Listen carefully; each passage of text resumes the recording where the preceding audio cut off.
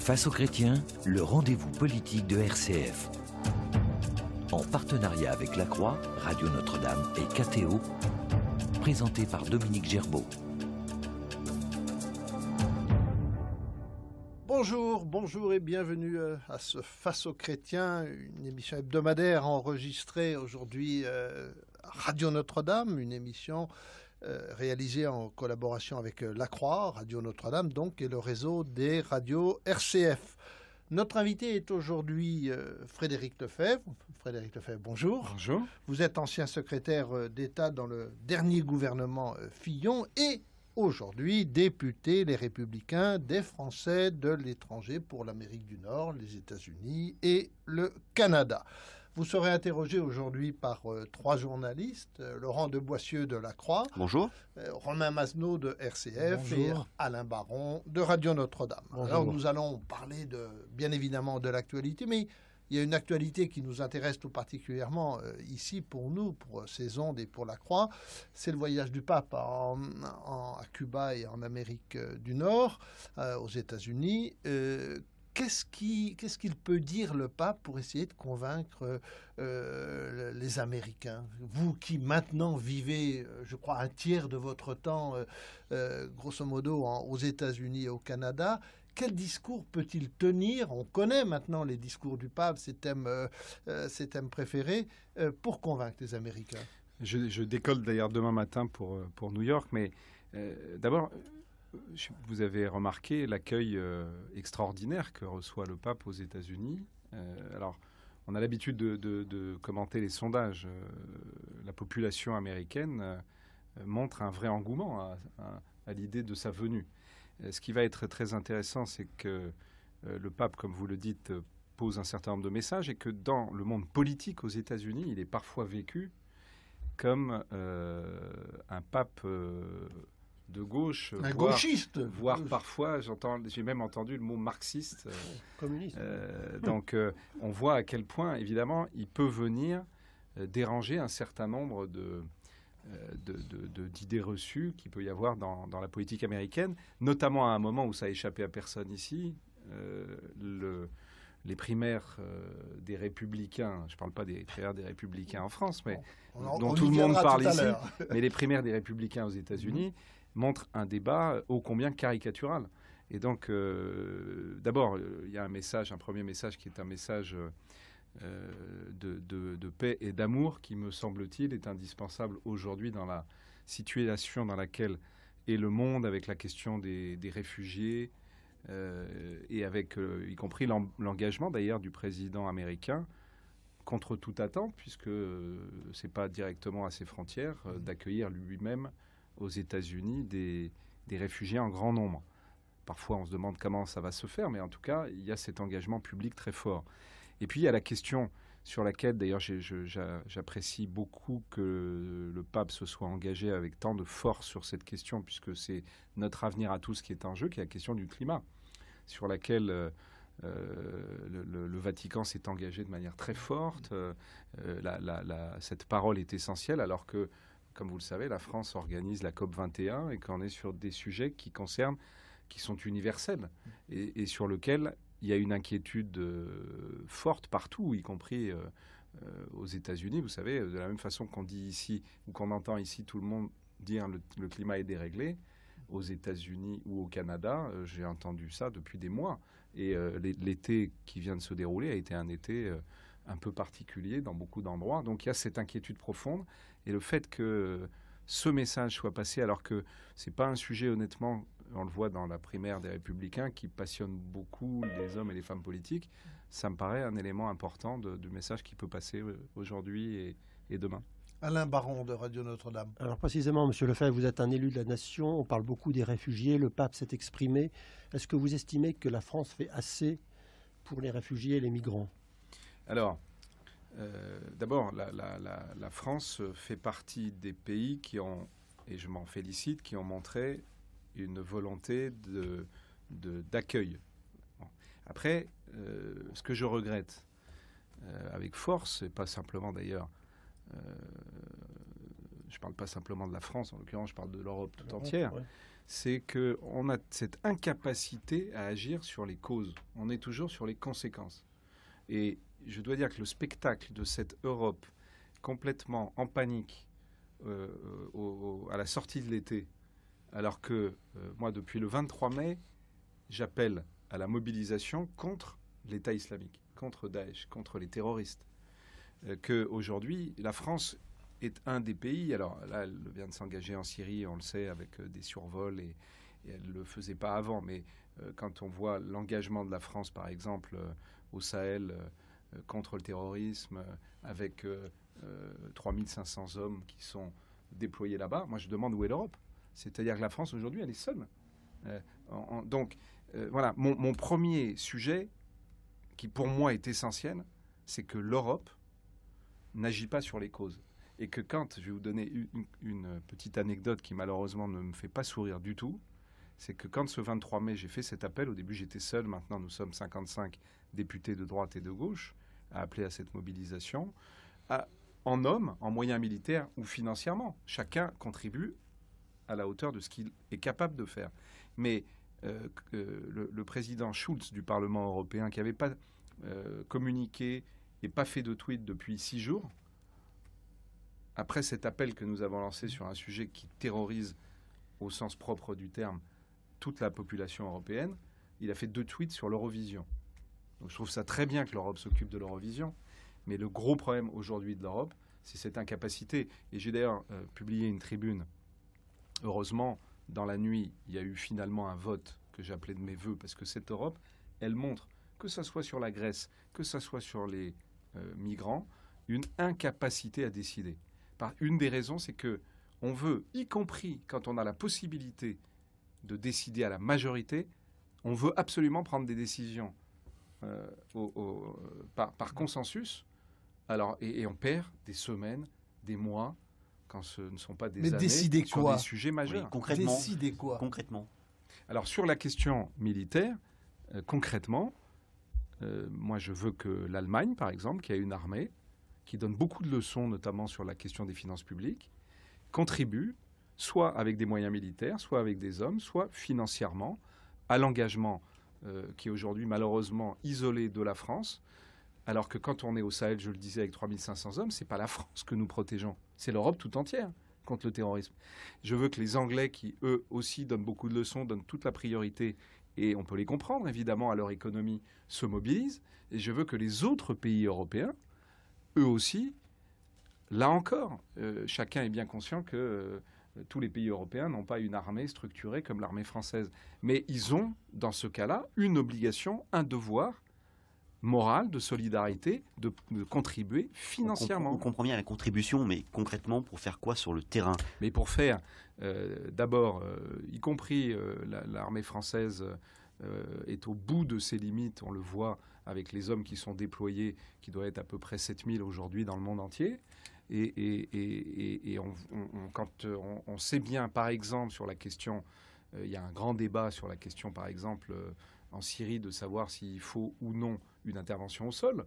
La vérité, on va se dire les choses franchement, d'une guerre comme celle-là, comment peut-on sortir si ce n'est par 2 solutions, soit qui peuvent d'ailleurs s'additionner, mais soit une intervention au sol décisive, soit une sortie diplomatique.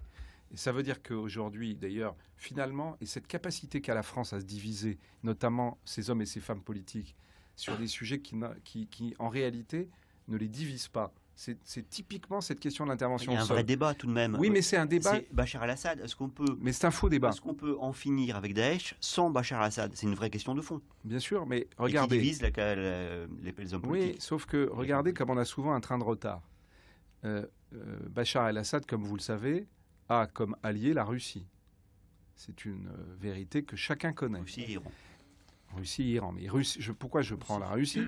C'est que les Russes eux-mêmes disent, pour en sortir, bien sûr qu'il faudra en sortir avec des gens qui sont aujourd'hui dans le gouvernement de Bachar el-Assad ou dans l'administration de Bachar el-Assad. Mais eux-mêmes sont en train de préparer l'après Bachar el-Assad. Et on a, nous, cette capacité à mettre le débat uniquement sur la personnalité de Bachar el-Assad, alors que les Russes eux-mêmes sont en train de le dépasser. Ça fait des années, il y a très longtemps déjà, la Russie voulait une solution diplomatique comme ça, et nous avions refusé. Oui, c'est ce que je dis. Comment dire, mais ça, on a perdu des années, mais c'est ce que malheureusement, je il y a eu dis. énormément de morts et de Laurent pertes de Boissieu, humaines. je partage à 100% ce que vous venez de dire. C'est ce que je dis moi-même. Et aujourd'hui, les Russes sont en train de donner des leçons à l'Europe parce qu'ils se déploient à la fois militairement, diplomatiquement, là où nous sommes des impotents. C'est ça la vérité. Et comment voulez-vous qu'ensuite, les Français, comme les citoyens d'ailleurs d'Europe, puissent croire en l'Europe quand on voit cette incapacité à faire face aux grands enjeux qui sont devant nous. Sur la question des réfugiés, regardez comme il a fallu du temps et parfois beaucoup d'incohérences. Et je vais vous dire même, encore aujourd'hui, dans les décisions qui sont prises, il y a une forme de cynisme que je n'accepte pas. Moi, j'avais suggéré qu'il y ait des camps de réfugiés hors zone Schengen. Sur les côtes libyennes. Et j'avais désigné la côte libyenne, pas par Comment hasard. on fait ça concrètement Mais- justement C'était Romain Masneau de Mais je vais- RCF qui posait la question. Comment s'organiser, comment organiser, demande-t-il, D'abord, des camps de réfugiés en Libye? D'abord, bien sûr que c'est réaliste, puisque chacun sait que l'ONU, quand il y a des guerres, organise des camps de réfugiés. C'est pas. Et on D'ailleurs- négocie avec quelles autorités? Alors, Il n'y a pas juste- d'autorité en Mais, Libye, il y a non, plusieurs autorités. Ah voilà, ne dites pas il n'y a pas d'autorité, il y en a plusieurs, et il y en a plusieurs avec lesquels l'ONU ne cesse de discuter depuis des mois, justement, pour essayer de trouver un accord contre Daesh, puisque vous avez le gouvernement de Tobrouk qui est reconnu par la communauté internationale, et que vous avez le gouvernement de Tripoli, qui est notamment constitué d'un certain nombre de gens qui étaient auparavant dans l'administration, on va dire au sens large, de Kadhafi. Et donc, aujourd'hui, pas à travers les gouvernements, mais à travers les parlements, parce qu'il y a 2 parlements en Libye, il y a des discussions officielles avec l'ONU pour essayer de trouver des terrains d'entente, pour essayer, y compris, de monter des coalitions gouvernementales. C'est pas très compliqué, honnêtement, alors que C'est déjà... le chaos aujourd'hui, depuis la Non, guerre en mais c'est Libye, pas très insufflée par la compliqué France. sur la question des réfugiés, c'est-à-dire de la protection de vie humaine, de trouver un accord. Et pourquoi je dis moi sur les côtes libyennes? C'est tout bête, vous allez voir, mais c'est vraiment un raisonnement de bon sens.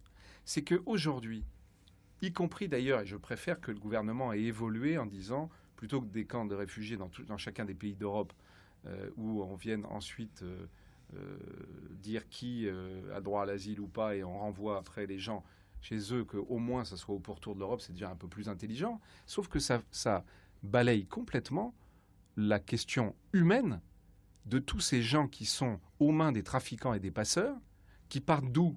Ils partent de Libye. Quand on me dit parfois, oui, mais comment vous allez faire? Les gens, ils vont pas y aller. Mais ils ne font que ça. Ils sont tous en train de se masser là pour pouvoir venir en Europe. Donc le fait qu'il y ait des camps de réfugiés sous couvert de l'ONU, avec le HCR, avec l'Europe, où on soigne les gens, où on nourrisse les gens, où de manière humaine, on regarde ceux qui ont des vrais papiers ou pas, les identités, puisque peut-être que vous l'avez vu et noté, Frontex a bien montré qu'il y avait aujourd'hui de manière exponentielle un trafic de faux papiers syriens qui se développait dans toute la région. Et donc c'est notamment humainement l'intérêt de toutes ces familles meurtries, mais c'est de surcroît l'intérêt de l'Europe et de la France de se protéger contre d'éventuels terroristes qui viendraient à travers ces mouvements de migrants et de réfugiés, ou même de se protéger contre une migration avec de fausses identités. Et moi, j'insiste bien, camp de réfugiés, je le dis parce qu'on a un débat dans notre famille politique où cette idée a été en réalité reprise. Elle a été avancée par Nicolas Sarkozy et en revanche rejetée par d'autres, dont Alain Juppé. Une question de Laurent de Boissieu de la Croix. Mais, comme vous l'avez noté, dans le vocabulaire, c'est pour ça que le terme qui a été d'ailleurs proposé aux militants par vote, il y a le mot centre de rétention hors Schengen. Moi, je suis absolument opposé à l'idée de centre de rétention. C'est-à-dire que ces êtres humains qui fuient la décapitation, qui fuient une violence inouïe, la barbarie, qui sont meurtris, on ne va pas les priver de liberté. L'objectif doit être de leur redonner de la liberté. Donc, moi, j'attache beaucoup d'importance à ça, parce que Et là, en l'occurrence, si ce sont des centres de rétention, là, je comprends votre question tout à l'heure, je ne vois pas comment on peut le faire. Parce que là, jamais on aura des pays qui accepteront qu'on vienne créer des centres de rétention avec privation de liberté. Mais par contre, des camps de réfugiés, il y en a déjà en Jordanie, il y en a déjà. C'est de l'humanitaire. Et ensuite, que doivent faire ces réfugiés? Est-ce que ce sont des personnes qui, on regarde s'ils ont droit à l'asile? L'asile politique est défini par la Convention de Genève de façon très précise. Ouais. Les droits d'asile, a priori, ils doivent pouvoir venir chez nous. Mais que fait-on des réfugiés de guerre qui ne relèvent pas du droit d'asile au sens de la Convention de Genève? Eux, doivent-ils rester dans ces camps à l'extérieur de l'Union européenne ou doit-on les accueillir? Non, il faut les accueillir. Alors, il y a ce débat, il y a le débat sur le statut, mais qui en fait, d'ailleurs, c'était... Comme souvent, je disais, cette capacité à inventer des divisions artificielles, quand, en l'occurrence, c'est Nicolas Sarkozy qui a parlé de ce statut spécifique. Alors, il y a certains qui ont réagi en disant c'est monstrueux de vouloir séparer les réfugiés. Bon. Et puis, il y en a d'autres qui ont dit mais c'est ridicule parce qu'ils proposent quelque chose qui existe déjà. Bon. Donc, voilà.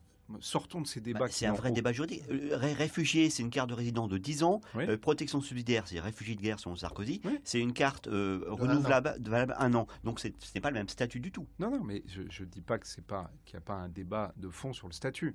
Ce que je dis, c'est que les uns et les autres s'envoient des arguments qui n'ont pas de sens. Qu'après, on débatte précisément de savoir sous quel statut existant vont être ces réfugiés, ça c'est un débat qui mérite d'être développé. Mais il y a une question à laquelle dont on parle peu. Et c'est pour ça que moi j'aimerais qu'on dépassionne ce débat. Parce que finalement, s'il est si passionné et s'il est si violent en France, c'est parce qu'on ne prend pas les dispositions nécessaires pour avoir une immigration apaisée. Vous savez, moi, en 2008, ça avait fait couler beaucoup d'encre à l'époque, fait voter un amendement, je m'étais beaucoup battu, ça avait été compliqué avec le gouvernement de l'époque, que je soutenais globalement évidemment, mais nous étions en désaccord sur ce point, pour permettre la régularisation au cas par cas des immigrés illégaux, c'est-à-dire des sans-papiers, en France, pour des motifs de travail. Parce que je partais de ce principe qu'à partir du moment où on avait déjà des étrangers en France qui travaillaient illégalement sur des secteurs où on a besoin de main-d'œuvre, il était stupide de définir des quotas pour en faire venir d'autres, et qu'il valait mieux commencer par régulariser ceux qui étaient dans notre pays et leur donner la possibilité de s'intégrer dans notre pays. Et ça, c'est du bon sens. Or, le problème de ces questions d'immigration, de réfugiés, c'est qu'en réalité, ils sont happés par le débat public, avec derrière des arrière-pensées électorales. Vous avez la question des élections régionales qui sont là, vous avez le Front National qui est là. Et donc, il y a des postures des uns et des autres. Et moi, ce qui me fait mal, c'est de voir qu'on abîme un certain nombre des principes du vivre ensemble de la société française.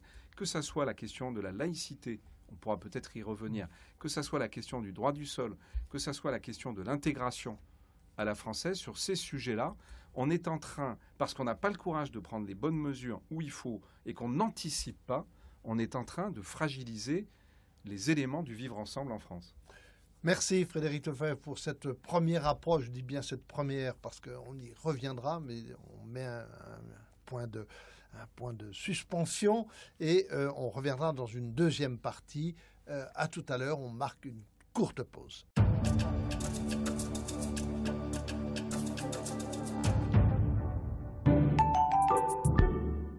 Concilier développement et respect de l'environnement, économie et écologie, futur et nature, c'est ce que vous propose l'émission Équateur. Avec Teddy Folenfant, découvrez l'actualité du développement durable et les idées qui font mieux tourner la planète. Équateur, ce samedi à 16h. Dans Trait d'Histoire, chaque samedi soir, les grands événements reprennent vie sur RCF.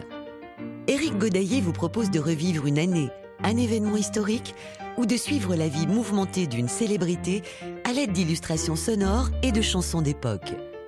Trait d'Histoire, le voyage dans le temps débute chaque samedi à 20h. Parce que la joie est universelle. RCF, la joie se partage.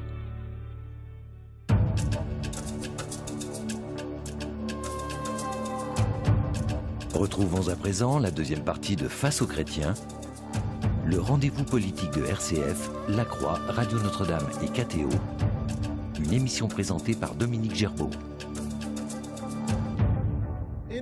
retrouvons autour de cette table avec Alain Baron de Radio Notre-Dame, Laurent de Boissieu de La Croix et Romain Masneau de RCF pour accueillir à ce micro Frédéric Lefebvre, qui est l'ancien secrétaire d'État dans le gouvernement Fillon, mais bien connu aujourd'hui aussi comme député représentant les Français de l'étranger pour l'Amérique du Nord. Nous parlions bien évidemment de toute cette question terrible, angoissante et difficile à régler des réfugiés qui arrivent, et on s'exprimait sur... vous disiez que vous étiez favorable donc à des camps hors Schengen, des camps de réfugiés. Sur cette question, Romain Masneau, et sur cet aspect des réfugiés, vous avez une question à poser à Frédéric Lefebvre. Romain Masneau de RCF. Ces questions, elles ont été abordées dans un questionnaire envoyé par Nicolas Sarkozy, donc sur l'immigration. Ça a été critiqué par plusieurs ténors de votre parti, Alain Juppé, Nathalie Kosciusko-Morizet notamment. Est-ce que vous y avez répondu, vous? Qu'est-ce que vous en avez pensé? Je vais être franc avec vous, j'ai préféré ne pas y répondre. Pourquoi? Parce que d'abord, j'étais en désaccord sur un certain nombre de points. J'aurais pu, me direz-vous, répondre non. Mais parce que je n'ai pas aimé l'angle qui était donné à un certain nombre de ces questions. Les points sur lesquels vous étiez en désaccord? Oh, il y en a beaucoup.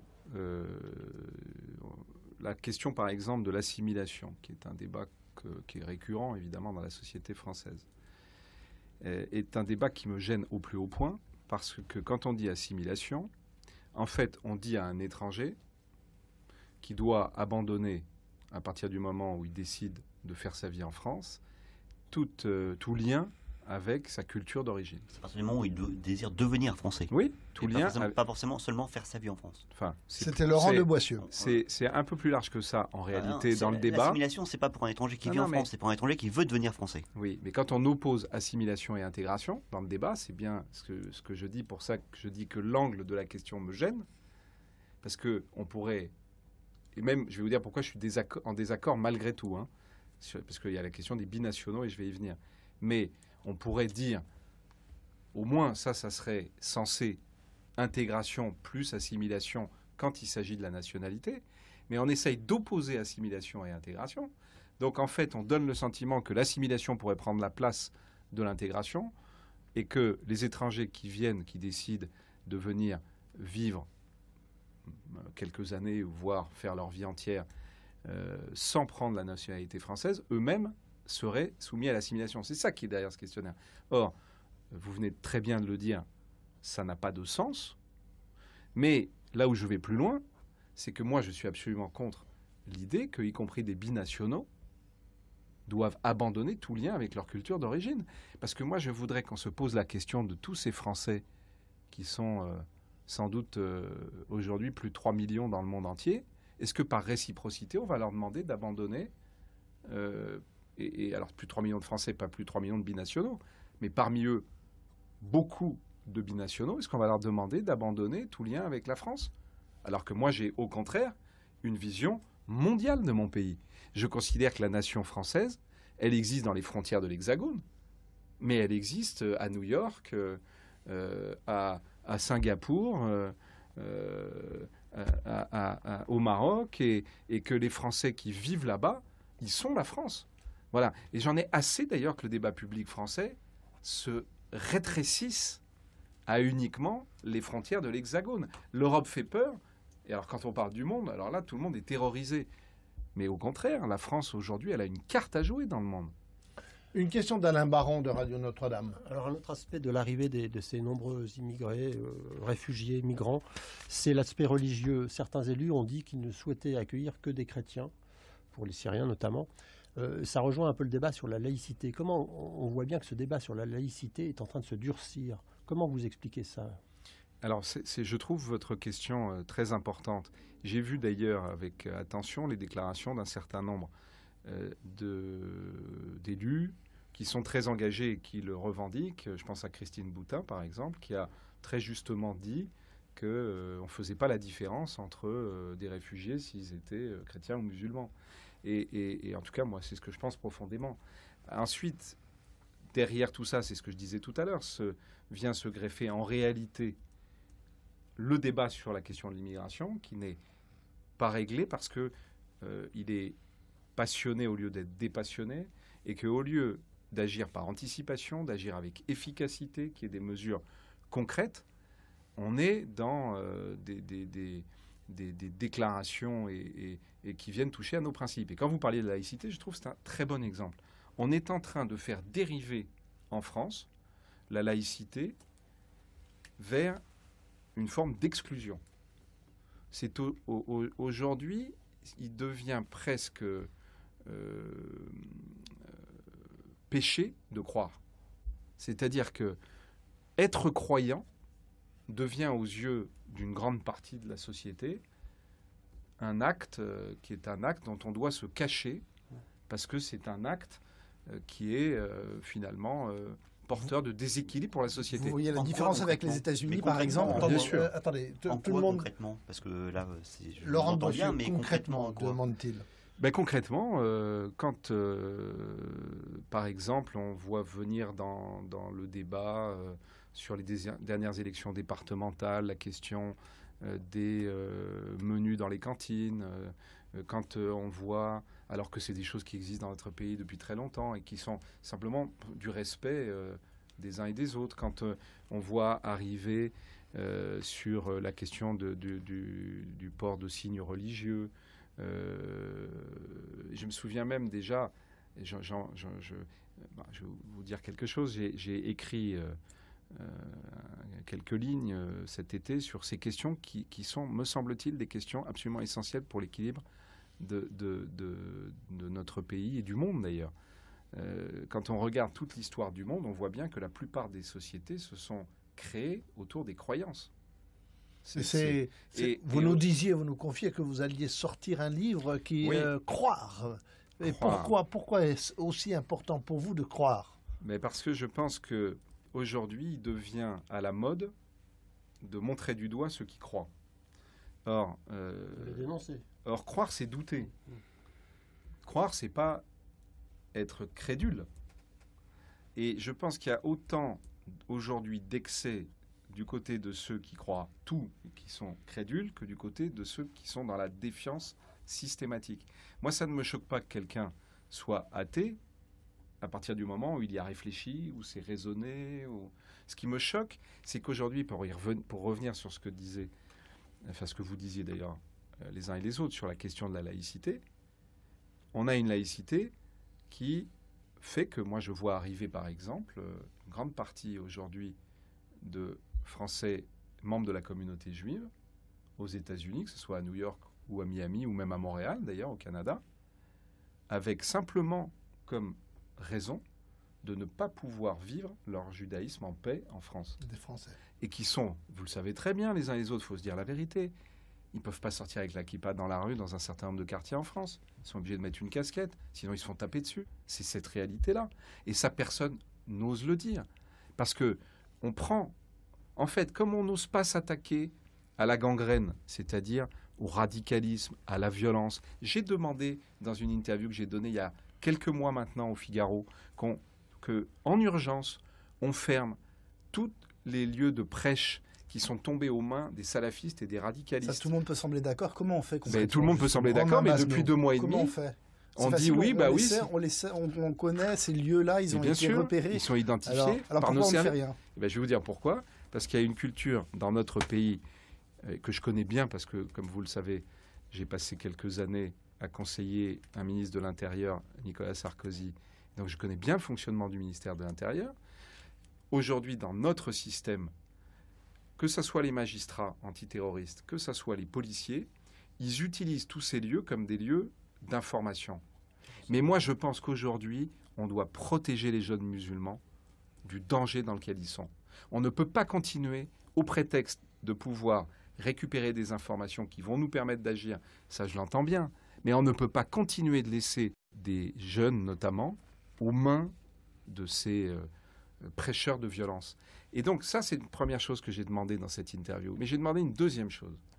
J'ai demandé qu'on crée une commission d'enquête pour regarder dans le détail, avec beaucoup de sang-froid, beaucoup de calme. Il ne s'agit pas de s'énerver, justement. Vous avez bien compris que j'en ai assez qu'on mette ces débats dans le débat public et que les uns et les autres s'envoient à la figure tout ça. Mais une commission d'enquête avec parlementaire des gens, oui, avec des gens de droite et des gens de gauche, et qu'on commence à regarder le tissu d'associations qui, sous couvert de lutte contre l'islamophobie, par exemple, sont en réalité des acteurs de haine et de violence. C'est ça la vérité qui existe dans notre pays. Et comme on ne veut pas s'attaquer à ça, parce qu'on n'a pas le courage de s'attaquer à ça, du coup, on sort les grands principes et on vient les écorner. Et la laïcité, c'est exactement ça. Et voyez-vous, j'étais au Centre culturel juif de New York avec un certain nombre de nos compatriotes, il y a quelques mois, qui me disaient, et c'est là où je me suis dit à quel point c'était grave, qui me disaient, la laïcité et le fait qu'on nous interdise tous les signes, bien sûr, c'est une des raisons pour lesquelles, d'ailleurs, on vient à New York, parce qu'on veut vivre en paix et pouvoir afficher nos croyances en paix. Mais on comprend, parce que finalement, c'est pour nous protéger des excès de l'islam. Mais c'est pas comme ça qu'on protège les gens. On ne va pas protéger une société en prenant des mesures drastiques qui punissent tout le monde, et notamment tous les croyants, simplement parce qu'on n'a pas le courage de s'attaquer à ceux qui font du mal. Une question d'Alain Baron de Radio Notre-Dame. Alain. Oui, aux États-Unis, que vous connaissez bien, est-ce qu'ils sont plus efficaces contre le djihadisme et le salafisme ?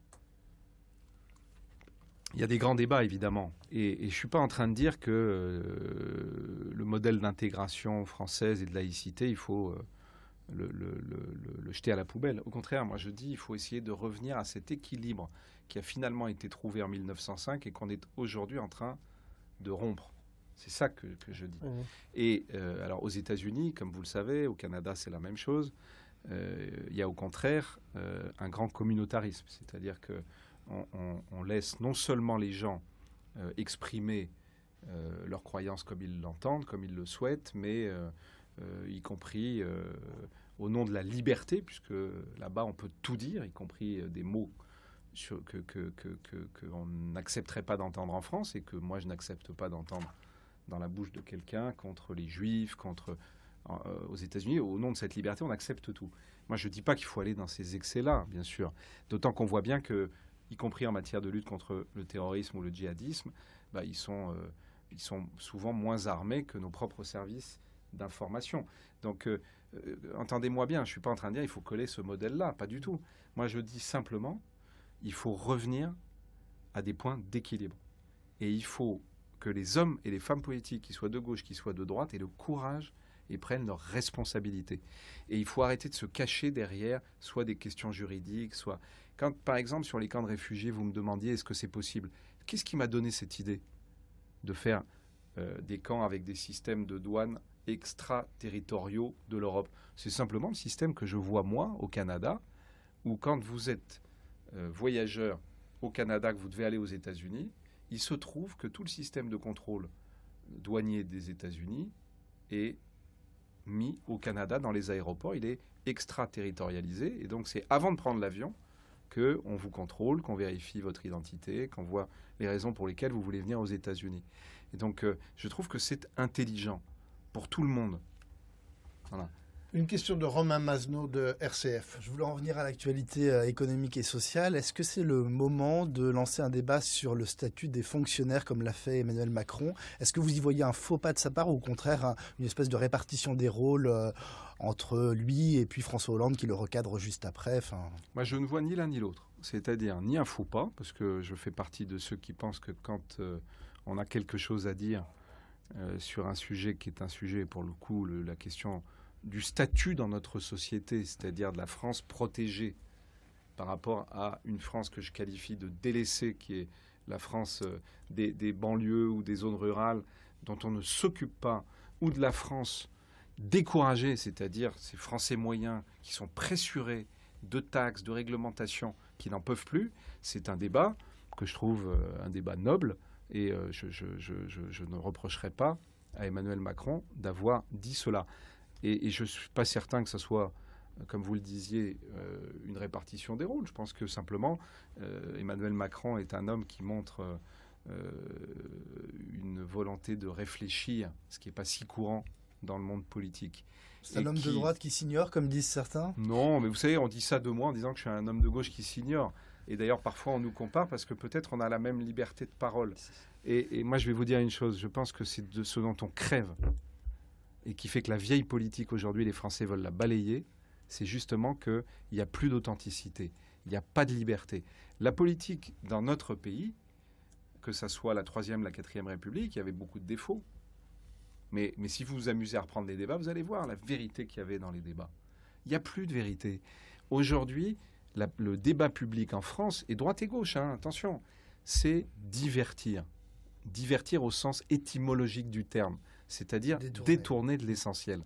Or, moi, quand un homme public, en l'occurrence Emmanuel Macron, fait une déclaration sur une question qui est essentielle par rapport à l'équilibre du pays, ça mérite d'être discuté. Ça ne veut pas dire qu'il faut critiquer les gens.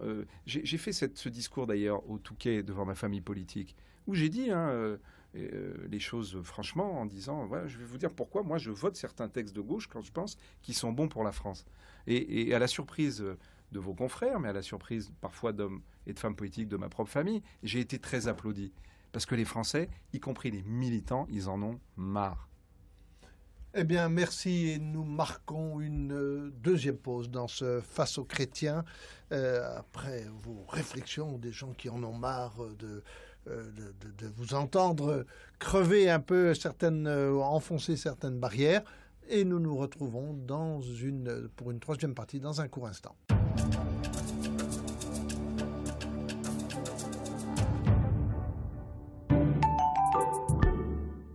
Visage, proposé par Thierry Lyonnais.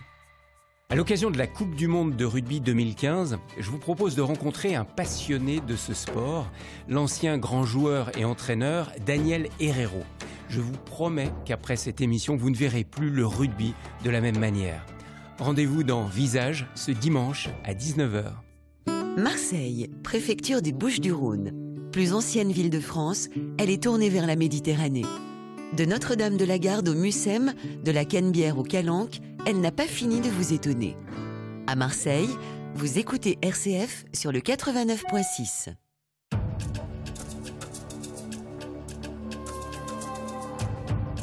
Troisième et dernière partie de Face aux chrétiens. Le rendez-vous politique de RCF, La Croix, Radio Notre-Dame et KTO. Une émission présentée par Frédéric Mounier. Et nous sommes en compagnie de Frédéric Lefebvre, député des Républicains des Français de l'étranger pour l'Amérique du Nord. Il est interrogé par Alain Baron de Radio Notre-Dame, Laurent de Boissieu de La Croix et Romain Masneau de RCF. Alors, nous avons parlé beaucoup des réfugiés, nous avons beaucoup parlé de laïcité. On va quand même faire, non pas de la politique politicienne, mais on va essayer puisqu'on se rapproche de... Je vois que vous vous excusez par avance. Et un peu, non. C'est que vous avez mis le débat à un haut niveau. Non pas que je veux revenir à des questions de politique politicienne, mais ou même avant, dites-nous quelques mots sur votre mandat, parce que les Français ne savent pas très bien ce que c'est que d'être député des Français de l'étranger. À quoi servez-vous finalement? À vous promener un peu aux États-Unis, au Canada? Comme vous dites, puisque la circonscription, elle fait 40 fois la taille de la France. Donc, quand je passe, vous l'avez rappelé tout à l'heure, entre un tiers et la moitié de mon temps chaque mois, je sillonne cette circonscription. Et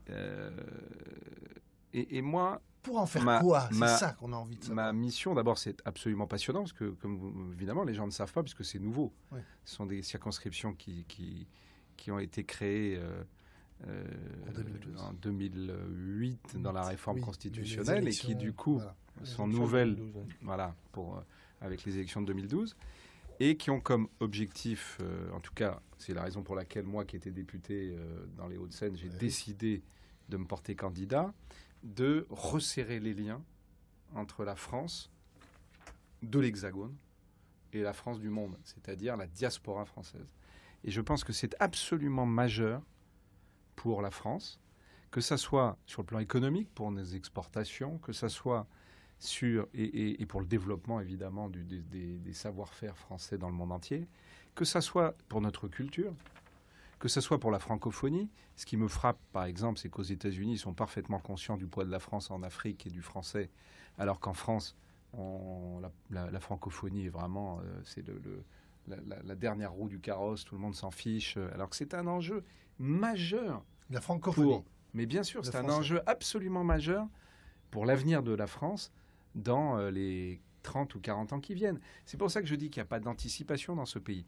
Et alors, pour répondre précisément à votre question, comme je veux m'appuyer sur ces Français, ces 3 millions de Français qui sont à l'étranger, pour resserrer les liens avec la France, pour permettre, par exemple, j'ai organisé à l'Assemblée nationale une journée qui était Partez à la conquête du monde. 300 jeunes sont venus de partout, des banlieues, des zones rurales, et des entrepreneurs français qui ont réussi aux États-Unis, au Canada, leur ont expliqué, ont accepté, il y en a 100 déjà, de mentorer des jeunes qui n'ont pas la chance, parce qu'ils n'ont pas fait des grandes écoles ou qu'ils n'ont pas fait les universités, d'avoir un stage à l'étranger, et qui, simplement, ils sont dans la zone dont on ne veut surtout pas les faire sortir, hein, qu'ils soient dans leur zone rurale ou dans les banlieues, et qui sont en apprentissage, eh bien, leur donner la capacité de voir le monde.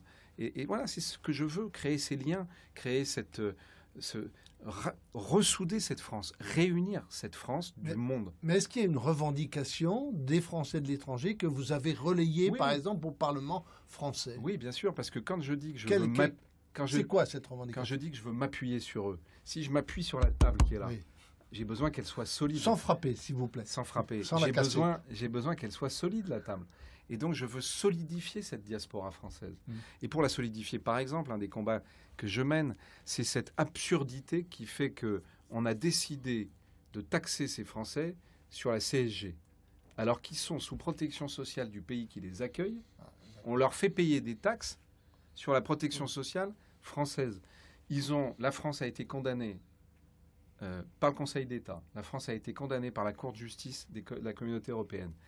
Et là, dans le budget qui arrive, alors qu'on a gagné tous ces combats, il y a, par des artifices, on veut encore essayer de faire quelque chose qui sera attaqué et condamné, mais qui va prendre 6 à 8 ans. Voilà. Cette politique-là, elle est insupportable pour des Français qui ne demandent qu'à une chose. Parce qu'ils aiment la France. Je dis d'ailleurs dans mon dernier petit livre, vous êtes prioritaire. À un moment, je dis, l'éloignement est un exhausteur d'amour. Plus vous êtes loin de la France, plus vous l'aimez. Une question de Laurent de Boissieu, de La Croix. Une question électorale. Il y a des élections régionales en décembre prochain. C'est une question électorale, mais qui est aussi une question de fond. Le Front National est en mesure, sur le papier électoralement, d'emporter 1, 2 régions. Est-ce que, selon vous, les autres partis politiques devraient faire un front républicain entre les deux tours en cas de possibilité de victoire du Front National? Alors, c'est intéressant parce que c'est exactement le débat, et je vais essayer d'élever un tout petit peu, comme tout à l'heure nous l'avons fait, sur d'autres questions des principes fondamentaux de français, la question de la politique. On fait de la politique pourquoi et pour qui? Est-ce qu'on fait de la politique pour la France et pour les Français, ou est-ce qu'on fait de la politique pour nous, pour les partis politiques, pour être élus? Et donc vous voyez bien que dans la question que vous posez, qui est la question de est-ce que pour combattre le Front National, il faut faire alliance électorale?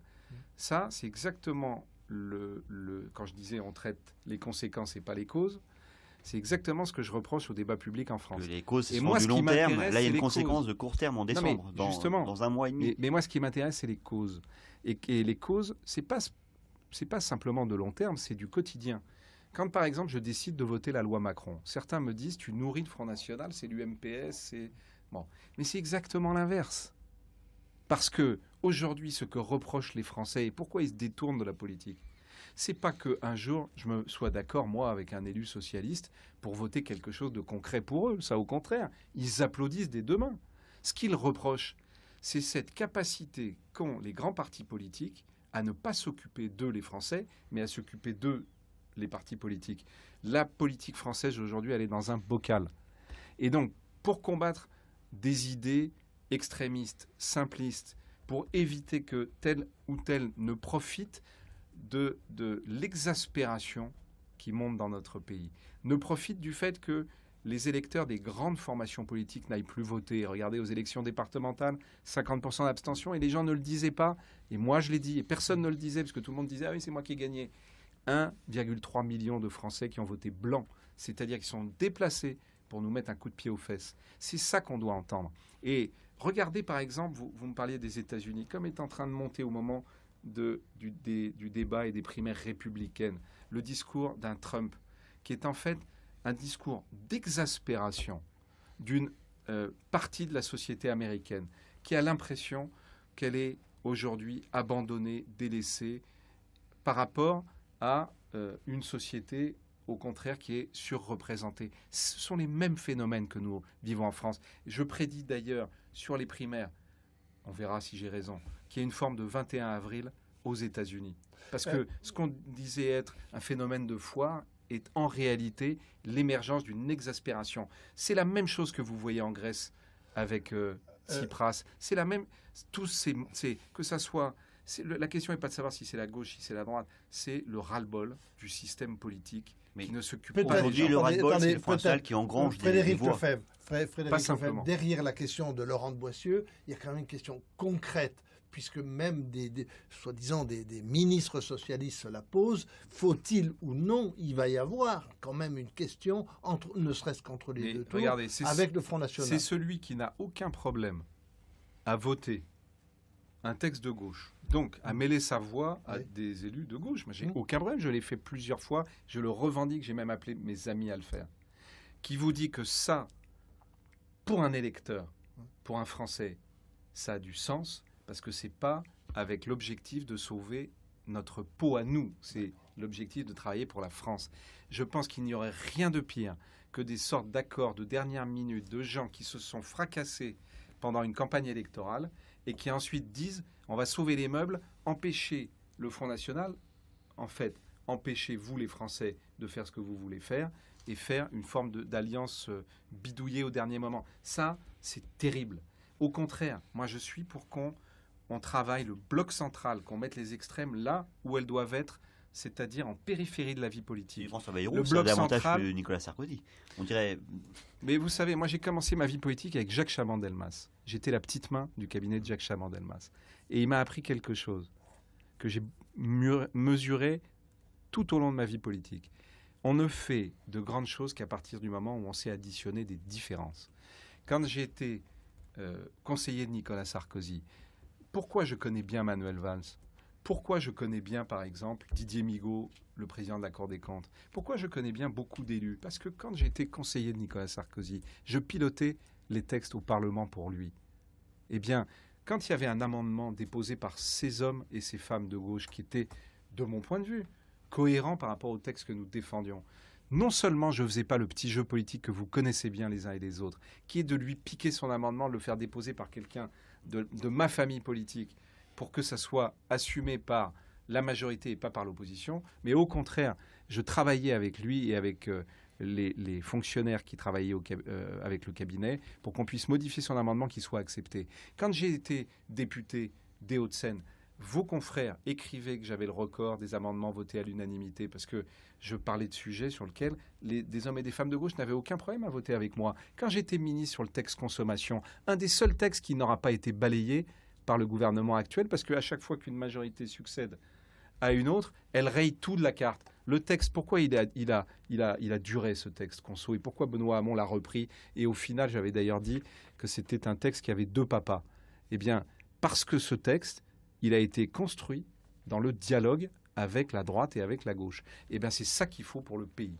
Une question de Romain Mazneau de RCF. Pour prolonger sur la question de la crise du politique, on a appris que le nombre d'adhérents aux Républicains a diminué depuis le retour de Nicolas Sarkozy à la tête de l'UMP. Alors c'est le cas de beaucoup de partis, mais est-ce qu'on peut imaginer à l'avenir une démocratie sans parti où les partis seraient moins forts? Et sinon, comment on peut faire pour que ça redevienne un lieu de formation, de débat d'idées, etc.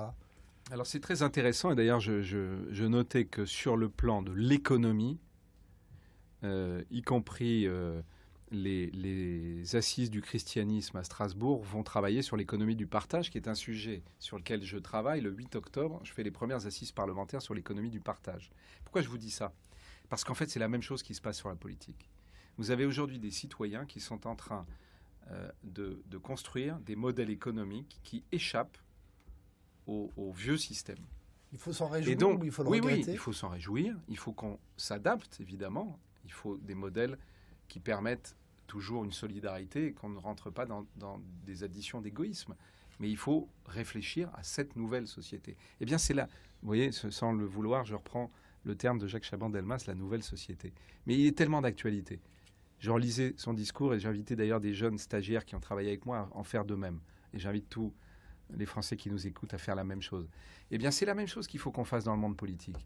Et alors pour le coup, je vais vous faire une confidence ici, mais je suis en train de travailler un outil de démocratie digitale avec des Français qui sont installés à Montréal, avec mon think tank Nouveaux Horizons, pour permettre d'avoir, que ce soit pour les partis politiques ou que ce soit ensuite pour les gouvernants, un outil qui permette de se réapproprier le référendum avec la modernité d'aujourd'hui. C'est-à-dire de faire par exemple ce que font les Suisses depuis très longtemps, qu'on regarde faire en disant, vous savez, c'était ce qu'on me disait dans mes cours de droit constitutionnel, la France est une trop grande démocratie pour faire la même chose que les Suisses, on est un trop grand pays.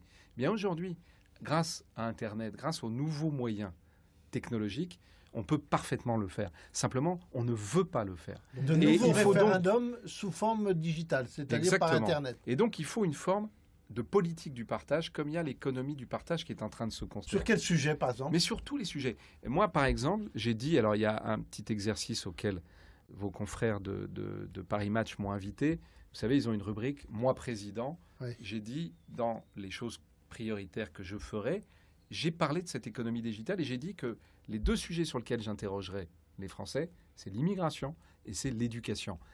Parce que je pense qu'il ne faut pas avoir peur, au contraire, de ce que pensent les Français sur ces questions. Vous avez dit vous-même que sur le questionnaire, par exemple, justement, dans la formulation, ça peut être très ambigu. Voilà. Dans un référendum, est-ce qu'on peut répondre par oui ou non à une question justement, c'est tout l'intérêt, c'est que ce qu'on est en train de construire comme outil, c'est pas du tout un référendum binaire, oui ou non.